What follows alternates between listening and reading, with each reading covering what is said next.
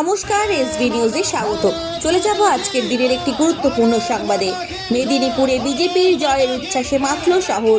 নবনির্বাচিত বিজেপি বিধায়ক ডক্টর শঙ্কর কুমার গুচ্ছাইতকে ঘিরে বিশাল বিজয় মিছিল অনুষ্ঠিত হল রবিবার। মিছিল ঘিরে এলাকা জুড়ে ছিল উৎসবের আবহ।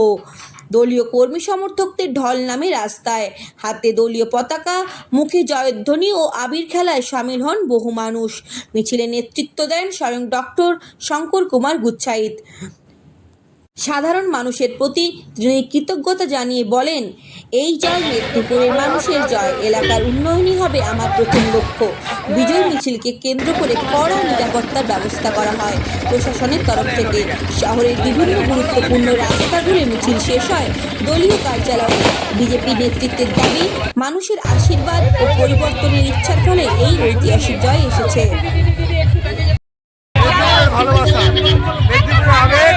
তাই আজকে জনোচ্ছ্বাসের মধ্যে দিয়ে অভিনন্দন মিছিল আজকে অনুষ্ঠিত হয়েছে।